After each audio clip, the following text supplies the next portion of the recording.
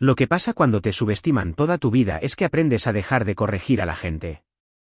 Dejas que crean lo que quieran. Es más fácil así. Aprendí esta lección temprano. Crecer como la menor de 4 hermanos en la familia Serrano significaba que pasar desapercibida era mi estado por defecto. Mi hermana mayor, Verónica, era la hija predilecta, egresada del ITAM, casada con el gestor de un fondo de inversión, 2 hijos perfectos, una casa en Polanco. Mis hermanos eran igualmente impresionantes sobre el papel. Marcos dirigía una exitosa consultora y Daniel ejercía derecho corporativo en un despacho de renombre. Y luego estaba yo, Sofía, la que nunca estuvo del todo a la altura de su potencial, como a papá le gustaba decir en las reuniones familiares. Dejé de intentar explicarles mi carrera profesional hace años. Cuando les dije que trabajaba en un despacho de abogados en Reforma, asumieron que era secretaria o asistente administrativa. Cuando mencioné que trabajaba en los tribunales, asintieron con compasión, probablemente imaginándome archivar documentos en la polvorienta oficina de algún secretario judicial. La verdad era más complicada, pero había aprendido que algunas personas, especialmente la familia, solo ven lo que esperan ver. Esta cena de Nochebuena en la finca de mis padres en Las Lomas seguía el guión habitual. La mesa del comedor estaba puesta con la mejor porcelana de mamá, el candelabro arrojaba una luz cálida sobre los rostros que había conocido toda mi vida. Verónica se sentaba a la derecha de papá como siempre, sus pendientes de diamantes capturando la luz mientras entretenía a todos hablando de su última adquisición empresarial. Los márgenes de beneficios son increíbles, decía, agitando su vino. Proyectamos un crecimiento del 40% para el próximo trimestre. Extraordinario, cariño, sonrió papá. Era un fiscal federal jubilado, todavía imponente y agudo a sus 72 años. Siempre has tenido una gran cabeza para los negocios. Mamá asintió con entusiasmo. Estamos muy orgullosos. Todos nuestros hijos lo han hecho también. Hizo una pausa, posando sus ojos en mí. Bueno, la mayoría de ellos, de todos modos. Tomé un bocado de pavo. Había oído variaciones de esto toda mi vida. Sofía también trabaja duro, dijo mi sobrino, Mateo, inesperadamente. Tenía 15 años y siempre me había caído bien. Siempre está ocupada cuando le envío mensajes de texto. Verónica le dio una palmadita en la mano. Eso es muy tierno, cielo. Pero hay una diferencia entre estar ocupado y tener éxito. Se volvió hacia mí con esa sonrisa condescendiente que también conocía. Sin ofender, Sofía. No todo el mundo puede ser una persona de alto rendimiento. No me ofendo, dije con calma. ¿A qué te dedicas de nuevo?, preguntó Marcos, aunque había hecho la misma pregunta durante los últimos 8 años. ¿Algo con leyes? Trabajo en el campo legal, sí. ¿Secretaria legal? El tono de papá era despectivo. ¿O pasante? Solo una asistente de oficina en algún despacho, intervino Verónica, su voz goteando falsa compasión. ¿Haciendo café para los abogados, haciendo recados, ese tipo de cosas? La mesa se quedó en silencio por un momento. Ese horrible y compasivo silencio. Luego Daniel se rió. Oye, no hay nada de malo en eso. Alguien tiene que mantener la cafetera en funcionamiento. Más risas se extendieron por la mesa. Asentí y busqué la salsa de arándanos. El café es importante, ¿sabes? Nunca es demasiado tarde para volver a estudiar, continuó Verónica, animándose con su tema. Quizás obtener un título de verdad. Podría preguntar por ahí, a ver si alguien necesita un asociado de nivel inicial. Con tu experiencia haciendo copias y programando citas, podrías estar cualificada. Qué generosa, dije simplemente. Sofía, cariño, ya tienes 31, dijo mamá. ¿No crees que es hora de pensar seriamente en tu futuro? Tu hermana ya ganaba un sueldo de 6 cifras a tu edad. Soy consciente. Es que no entiendo en qué nos equivocamos contigo, dijo papá, sacudiendo la cabeza. Tus hermanos todos destacaron. Tuviste las mismas oportunidades, la misma educación. Personas diferentes, caminos diferentes, dije, cortando mi pavo en trozos precisos. Caminos diferentes, repitió Verónica burlonamente. ¿Es así como llamamos ahora al bajo rendimiento? Mi teléfono vibró en mi bolsillo. Lo ignoré. Vibró una y otra vez.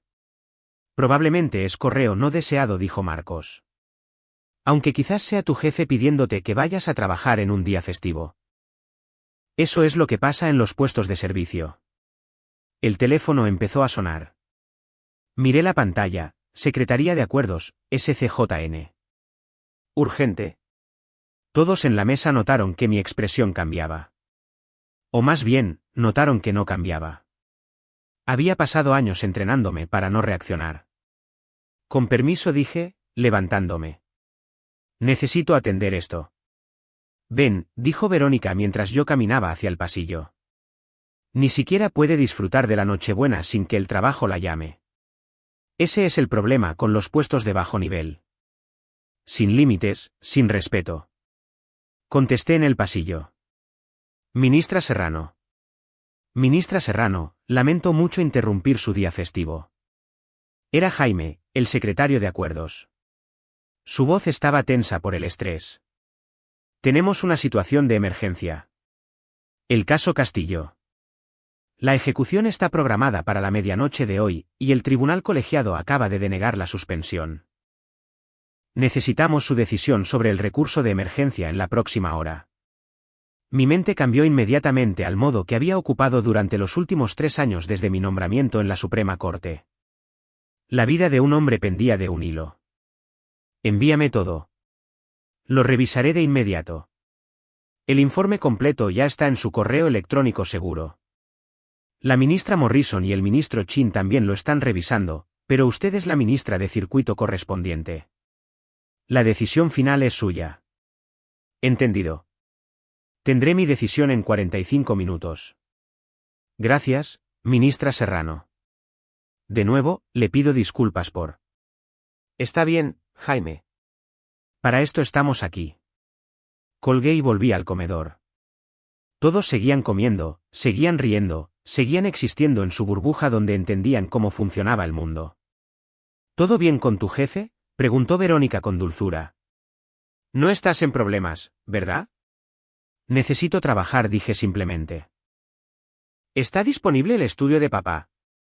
Por supuesto, dijo papá, agitando la mano con desdén. Aunque me sorprende que no puedan funcionar sin su asistente por una noche. Eso es mala gestión. Caminé hacia el estudio, la misma habitación donde papá había practicado sus argumentos finales cuando yo era niña, donde a los 12 años decidí que quería ser abogada. La habitación estaba llena de libros de derecho, sus viejas placas de fiscal en las paredes, su título enmarcado de la Facultad de Derecho de la UNAM exhibido prominentemente. Abrí mi computadora portátil y accedí al sistema seguro de la Suprema Corte. El archivo del caso Castillo se cargó, 948 páginas de informes, pruebas, apelaciones e historial procesal. Un hombre condenado por asesinato en Texas, con ejecución programada para la medianoche. Habían surgido nuevas pruebas de ADN hacía 3 semanas. Los tribunales inferiores habían denegado su suspensión de emergencia de la ejecución. Ahora estaba en mi escritorio. Mi decisión, mi responsabilidad. Leí rápida pero minuciosamente, de la manera que había aprendido durante mis años como magistrada de un tribunal colegiado, antes de eso como fiscal, antes de eso como asistente del ministro Cárdenas. La prueba de ADN era convincente, no lo suficientemente concluyente como para demostrar inocencia, pero ciertamente suficiente para justificar una mayor investigación. 25 minutos después, había tomado mi decisión. Redacté la orden de suspensión, citando los precedentes relevantes, explicando el razonamiento. La vida de un hombre no era algo que se debiera apresurar, no cuando existían nuevas pruebas sustanciales. Firmé la orden, ministra Sofía T. Serrano, Suprema Corte de Justicia de la Nación. Luego la encripté y la envié a la Secretaría de Acuerdos. Mi teléfono sonó de inmediato. Ministra Serrano, la suspensión ha sido registrada. La ejecución se ha detenido.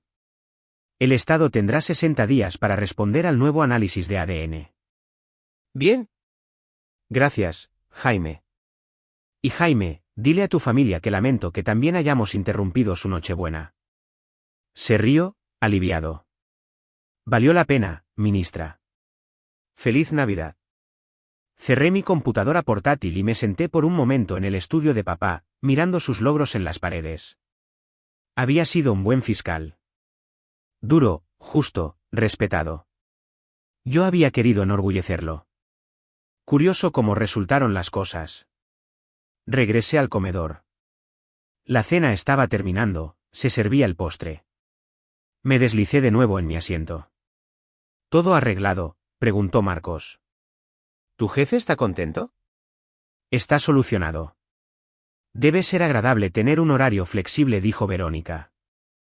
Incluso si el sueldo es terrible. Quiero decir, ¿cuánto ganan las asistentes de oficina hoy en día? ¿700.000 pesos? ¿800.000?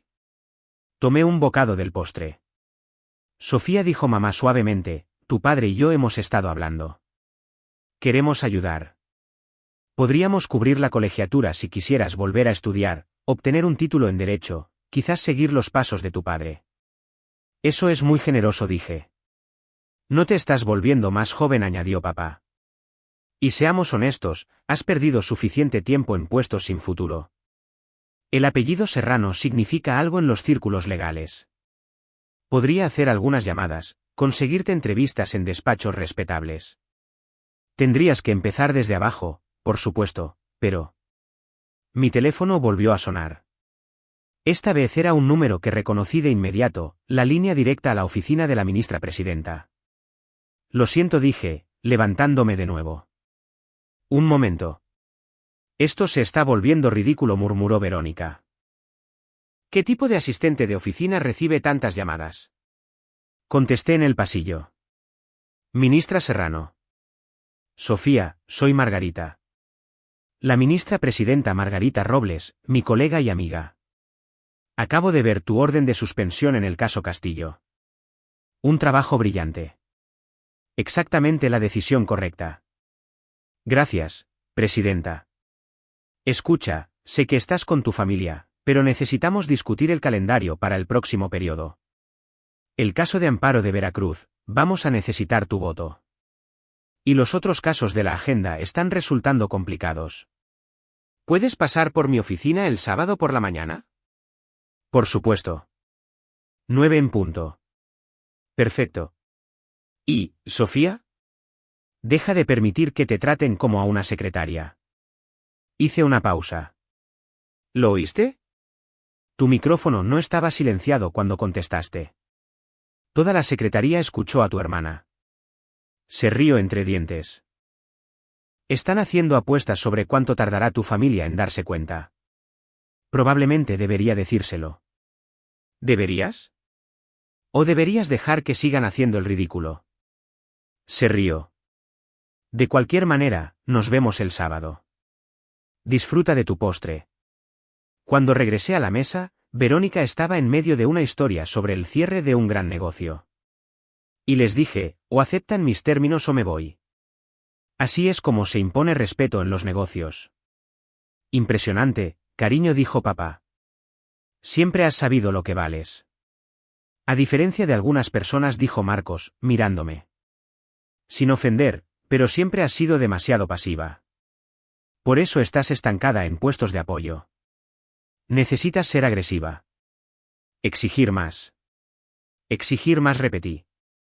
Buen consejo. No es demasiado tarde, dijo Verónica. Incluso a tu edad, con la actitud correcta, podrías llegar a ser pasante en un buen lugar. Podría llevar unos años, pero... Mateo, mi sobrino, estaba mirando su teléfono. Sus ojos se abrieron como platos. ¿Tía Sofía? Sí, cariño. ¿Por qué aquí dice que eres ministra de la Suprema Corte? La mesa se quedó en silencio. Todas las cabezas se giraron hacia Mateo. ¿Qué? Verónica se rió. Mateo, lo que sea que estés leyendo obviamente está mal. Tu tía Sofía trabaja como asistente en... No, mira. Giró su teléfono. En la pantalla estaba el sitio web de la Suprema Corte de Justicia de la Nación, específicamente mi página de biografía oficial, completa con mi retrato oficial, yo con mi toga de ministra, luciendo considerablemente más formal que con mi suéter de Navidad. Eso es. Eso no puede ser correcto, dijo Marcos, tomando el teléfono. Su rostro se puso pálido. Este es el sitio web real de la Suprema Corte. Obviamente, es un error, dijo Verónica, pero su voz había perdido la confianza. O quizás hay otra Sofía Serrano, ¿qué?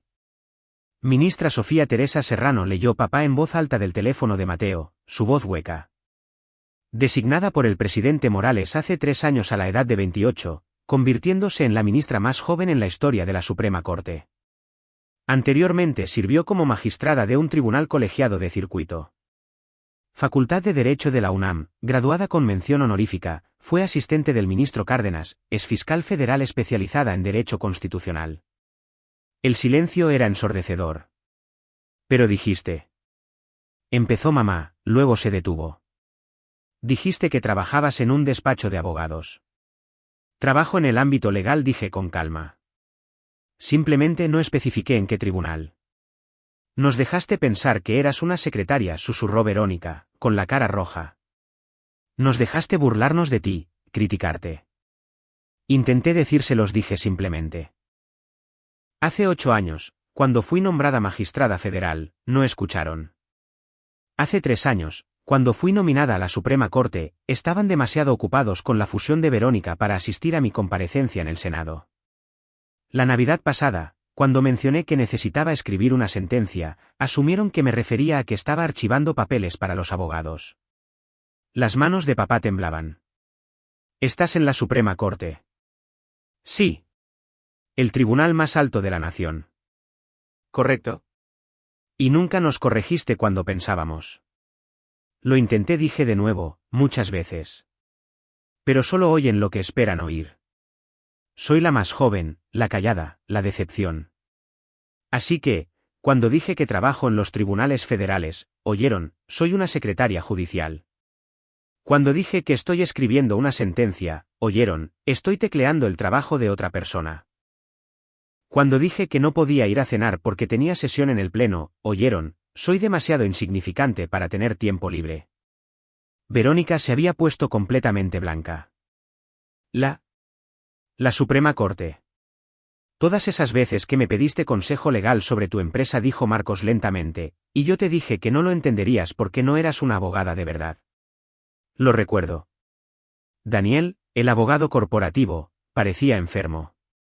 Te dije que deberías considerar la Facultad de Derecho, que podría darte consejos sobre el examen de admisión a la UNAM. Lo dijiste. Varias veces. Mamá estaba mirando el teléfono, desplazándose por mi biografía. Dice que has sido ponente en 14 sentencias de pleno, incluyendo Serrano contra el Estado de Baja California, que amplió las protecciones del artículo 16 constitucional. Levantó la vista, con lágrimas en los ojos. ¿Esa fuiste tú? Sí, ese fue un caso histórico. Tu padre y yo lo discutimos durante semanas. Estábamos muy impresionados con el razonamiento legal. Se cubrió la boca. ¡Oh, Dios mío! Papá se levantó bruscamente, su silla raspando el suelo. Caminó hacia la ventana, de espaldas a nosotros. Sus hombros temblaban. Papá, dije en voz baja. Se dio la vuelta. Su rostro estaba dividido entre el orgullo y el horror. Soy un fiscal federal jubilado. Durante 30 años, trabajé en el sistema legal, y no reconocí que mi propia hija había sido designada para la Suprema Corte. Te invitaron a la ceremonia, dije suavemente. Dijiste que estabas demasiado ocupado con la cena de premios empresariales de Verónica. Se sentó pesadamente. Te dije que obtuvieras un título en Derecho. Te ofrecí hacer llamadas por ti. Te dije que habías desperdiciado tu vida. Se le quebró la voz. Eres una de las 11 personas más poderosas del Poder Judicial en México, y te dije que habías desperdiciado tu vida. Todos cometemos errores, dije. Pero, ¿por qué no nos obligaste a escuchar?, exigió Verónica, recuperando parte de su ímpetu. ¿Por qué dejaste que nos humilláramos? Lo intenté. No quisieron oírlo. Y finalmente, me di cuenta de algo. Las personas que realmente importan, mis colegas, la comunidad legal, las personas cuyas vidas afecto con mis decisiones, ellas saben quién soy. No necesito que mi familia valide mi valía. Pero somos tu familia, dijo mamá, llorando ahora. Deberíamos haberlo sabido. Deberíamos haber prestado atención. Sí, asentí. Deberían haberlo hecho. Mateo todavía estaba mirando su teléfono, desplazándose por los artículos. Tía Sofía, aquí dice que eres considerada una de las mentes legales más brillantes de tu generación, que tus sentencias se estudian en las facultades de Derecho, que es probable que sirvas en la corte durante los próximos 30 años. Eso es muy halagador. Pero dice que rechazaste múltiples ofertas de otros ministros para ser su secretaria de estudio y cuenta porque querías ser fiscal primero, para entender el impacto en el mundo real de las decisiones legales. Si quería esa experiencia, sí. Y dice. Levantó la vista, su rostro lleno de asombro. Dice que fuiste la persona más joven en ser nombrada magistrada federal y luego la ministra más joven de la Suprema Corte en la historia. Tía Sofía, estás literalmente en los libros de historia. Verónica emitió un sonido a medio camino entre una risa y un sollozo. Todas esas veces que intenté ayudarte a hacer contactos. Intenté conseguirte entrevistas en despachos de abogados. Te dije que necesitabas conexiones. Me miró con algo parecido al horror. Eres más poderosa que todas las personas que conozco juntas. El poder no es realmente el punto. El presidente te propuso personalmente, leyó Marcos en su propio teléfono, que había cogido. Dice que te reuniste con senadores de todos los partidos. Tu nombramiento fue aprobado por una abrumadora mayoría en el Senado. La comparecencia fue bastante exhaustiva, dije con neutralidad. Nunca voy a superar esto, dijo Daniel de repente. Se reía, pero sonaba dolido. Soy abogado corporativo. Litigo en tribunales federales. He citado tus sentencias en mis amparos. Literalmente usé tu razonamiento legal para ganar un caso el mes pasado, y te dije que deberías considerar la facultad de Derecho. Tu amparo estaba muy bien argumentado, dije. Lo leí cuando mencionaste el caso en Semana Santa. Él se cubrió la cara con las manos. Oh, Dios mío, Sofía, dijo papá, y su voz era diferente ahora, respetuosa, casi formal. La llamada que atendiste antes. ¿Era sobre un caso? Una suspensión de emergencia. Un caso de pena capital de un mexicano en Estados Unidos. La orden ha sido registrada. ¿Concediste la suspensión? Sí. Había nuevas pruebas de ADN que justificaban una revisión adicional. Asintió lentamente, sus instintos de fiscal tomando el control a pesar de su conmoción. Esa es la decisión correcta. El umbral de evidencia para los casos capitales debería ser más alto cuando surge nueva información. Hizo una pausa. Salvaste la vida de un hombre esta noche durante la cena de Nochebuena, mientras nos burlábamos de ti por ser secretaria. Estaba haciendo mi trabajo. Tu trabajo, repitió Verónica. Tu trabajo es interpretar la Constitución de los Estados Unidos mexicanos. Entre otras cosas, sí. Mamá se levantó y se acercó a mí. Tomó mis manos entre las suyas. Lo siento muchísimo. Lo siento tanto, tanto. Hemos sido terribles, despectivos, crueles y ciegos. Lograste algo extraordinario y ni siquiera nos dimos cuenta. Notaron lo que querían notar, dije, sin crueldad. Tenían una narrativa sobre quién era yo, y no pudieron ver más allá. Pero, ¿cómo pudimos no saberlo?, preguntó desesperadamente. Salió en las noticias. Tu nominación fue noticia de primera plana. Lo fue, durante unos 3 días. Luego estalló un escándalo político y todo el mundo pasó a otra cosa. Además, ninguno de ustedes lee las secciones de noticias en las que se me menciona. Leen noticias de negocios, páginas de sociales, informes financieros, no la cobertura de la Suprema Corte. Mateo seguía navegando. Dice que vives en Polanco en una casa histórica que fue propiedad de un antiguo ministro presidente. Así es. Y hizo una pausa. Dice que tienes una escolta de seguridad federal. Eso es estándar para los ministros, sí. Tienes guardaespaldas, dijo Marcos rotundamente. Tienes escoltas federales, y nosotros pensábamos que tenías dificultades para pagar la renta. Me ofreciste prestarme dinero la Navidad pasada, recordé. Para gastos. Fue muy amable. Te ofrecí 40.000 pesos, dijo, con la voz quebrada. Probablemente ganas más que eso en un par de días.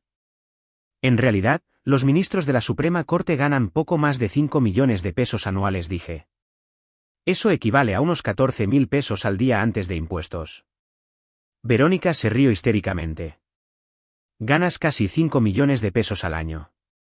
Te di consejos sobre cómo hacer un presupuesto. Te dije que fueras al supermercado los martes de frescura. A veces lo hago, dije. El derroche es derroche, sin importar los ingresos. Papá estaba leyendo su propio teléfono ahora, habiendo buscado lo que parecían ser sentencias recientes de la Suprema Corte. El caso de derechos electorales de Chiapas. Esa fuiste tú. Redactaste el voto particular.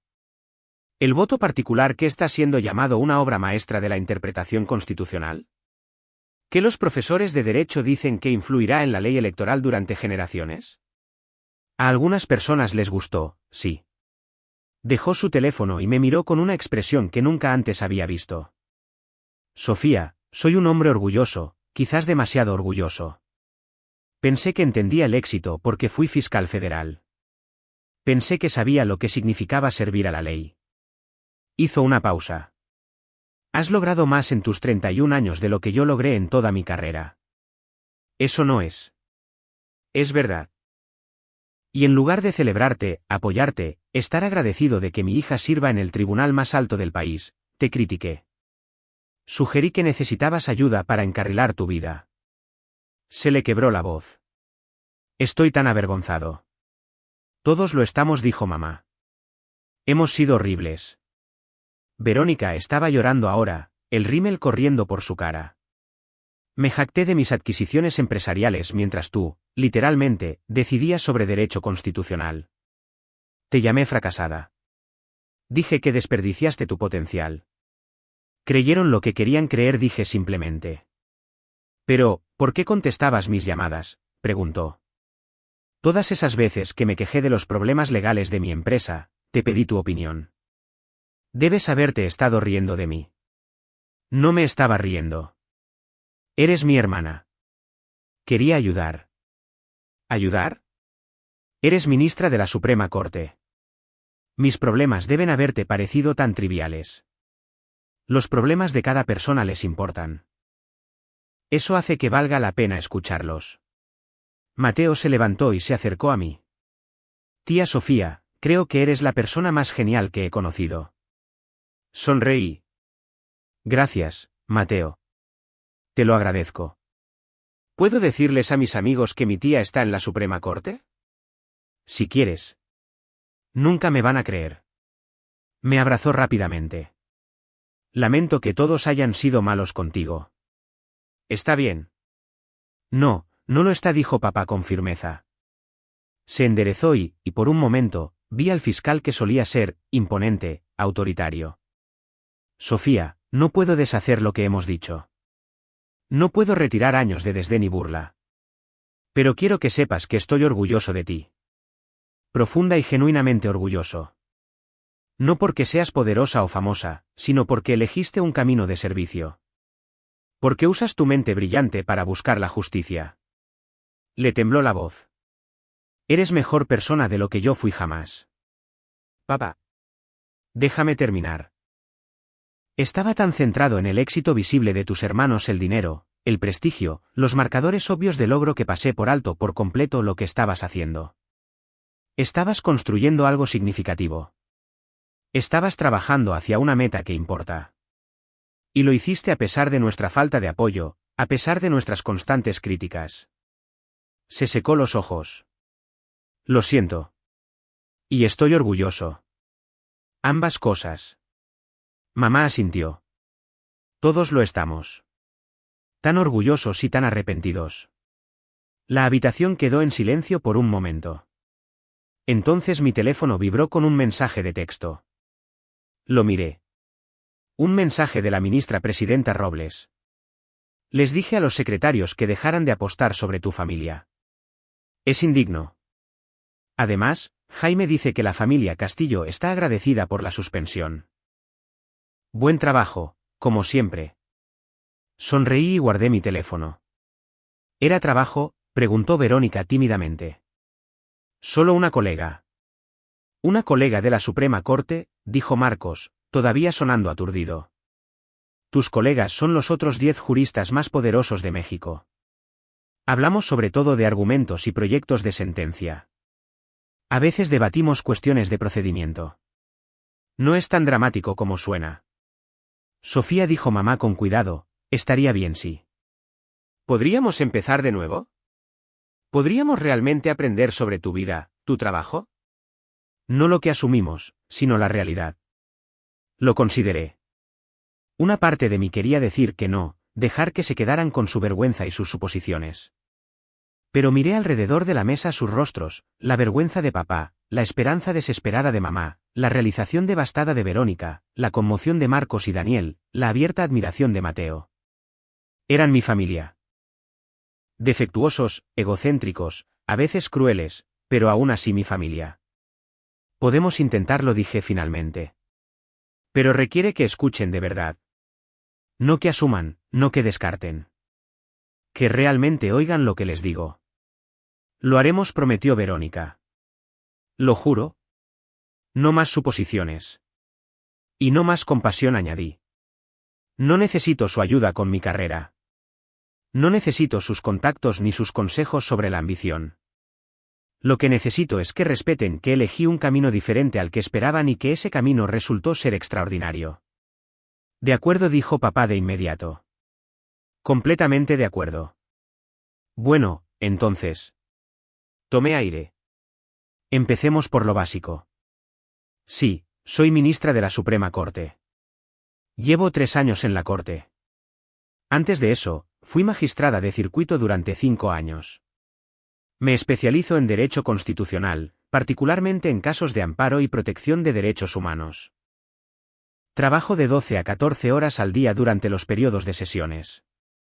Leo cientos de páginas de expedientes legales diariamente. Escribo proyectos de sentencia, escucho argumentos en las sesiones y participo en discusiones que dan forma al derecho mexicano. Escucharon de verdad, por primera vez en años. Mi jefe de escoltas se llama Agente Martínez. Vivo en Polanco en una casa que adoro. Tengo abonos para la Orquesta Sinfónica Nacional. Odio la atención de los medios, pero entiendo que es parte del trabajo. Dono la mayor parte de mi salario a organizaciones de ayuda legal porque creo que todos merecen una representación competente. Hice una pausa. Esa soy yo. Eso es lo que hago. Y lamento si no encaja con la imagen que tenían de mí, pero es la verdad. Es una verdad increíble, dijo Mateo. O sea, genuinamente asombrosa. Verónica se rió, secándose los ojos. El eufemismo del siglo. Me miró con algo parecido al asombro. Sofía, soy una empresaria exitosa. He construido una buena compañía. Pero tú. Tú vas a estar en los libros de historia. Los estudiantes de derecho estudiarán tus sentencias dentro de décadas. Quizás, dije. Si hago bien mi trabajo. Ya lo estás haciendo bien, dijo papá en voz baja. He leído tus sentencias sin saber que eran tuyas. Son brillantes, claras, lógicas, compasivas. Exactamente lo que la Corte necesita. Gracias. Entonces, ¿qué pasa ahora?, preguntó Marcos. ¿Pretendemos que esta noche no ocurrió? No, dije con firmeza. Lo reconocemos. Aprendemos de ello. Y avanzamos con honestidad en lugar de suposiciones. ¿Podemos ir a la Corte?, preguntó mamá con vacilación. ¿Ver dónde trabajas, verte en las sesiones? Las sesiones del Pleno son públicas. Son bienvenidos en cualquier momento. Estaremos allí, prometió. En primera fila, si es posible. En realidad, los ministros se sientan en el estrado. El público se sienta en la galería. Pero sí, me aseguraré de que tengan buenos asientos. Mateo ya estaba buscando el calendario de la Suprema Corte en su teléfono. Hay un caso la próxima semana sobre privacidad digital. ¿Podemos ir a ese? Si quieren. Definitivamente quiero ir. Miró a su madre. Mamá, ¿podemos? Verónica asintió, todavía aturdida. Por supuesto. Absolutamente. Nosotros también deberíamos ir, dijo Marcos a Daniel. Ver de verdad el trabajo de Sofía en lugar de solo asumir que sabemos lo que hace. De acuerdo, dijo Daniel. Me miró disculpándose. Lo siento mucho, Sophie. He sido un cretino arrogante. Has sido quien siempre has sido, dije. Quizás ahora serás diferente. Lo seré. Lo prometo. La velada terminó después de eso.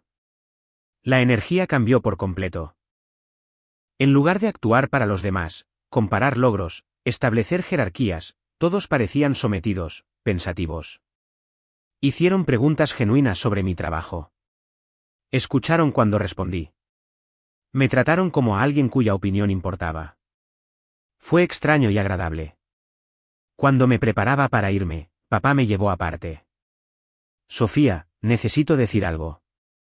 De acuerdo. Cuando tenías 12 años, entraste en mi estudio. ¿Recuerdas? Sí. Estabas practicando un alegato final, y te pregunté por qué te hiciste fiscal. Me dijiste que era porque querías servir a la justicia, usar tu conocimiento de la ley para ayudar a la gente. Hizo una pausa. Me dijiste que eso era lo que querías hacer tú también. Lo recuerdo. Te desanimé. Dije que era demasiado difícil, que eras demasiado blanda, que nunca lo lograrías en el derecho. Se le quebró la voz. Estaba equivocado. No solo lo lograste en el derecho. Superaste toda expectativa, todo punto de referencia, toda medida de éxito. Y lo hiciste a pesar de mi duda. Papá. Déjame terminar. Eres todo lo que yo esperaba ser como abogado y nunca llegué a lograr. Estás sirviendo a la justicia al más alto nivel posible. Y lamento no haber podido verlo. Lamento haber estado demasiado ciego, demasiado arrogante, demasiado centrado en los marcadores convencionales de éxito para reconocer que mi hija se estaba volviendo extraordinaria. Lo abracé entonces, y él me sujetó con fuerza. Estoy orgulloso de ti, susurró. Tan increíblemente orgulloso. Gracias, dije. Eso significa más de lo que imaginas. Cuando finalmente me fui, alejándome en mi vehículo blindado con el agente Martínez al volante, me sentí más ligera de lo que me había sentido en años.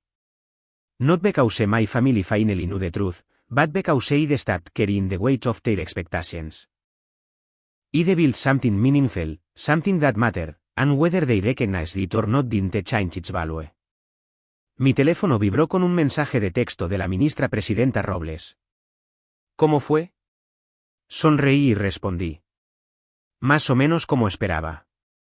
Vienen a la sesión la próxima semana. Perfecto. Les daremos un buen espectáculo. Nos vemos el sábado. Guardé mi teléfono y observé cómo las luces de la Ciudad de México se desvanecían en el espejo retrovisor, regresando hacia Polanco, hacia mi vida real, hacia el trabajo que me definía mucho más de lo que cualquier cena familiar podría hacerlo jamás. Ministra Sofía Serrano, de la Suprema Corte de Justicia de la Nación. No una asistente de oficina, no una secretaria, no una decepción. Solo alguien que había elegido servir a la justicia y que lo había hecho lo suficientemente bien como para llegar al tribunal más alto del país. Y si a mi familia le tomó 3 años darse cuenta, bueno, eso decía más de ellos que lo que jamás dijo de mí.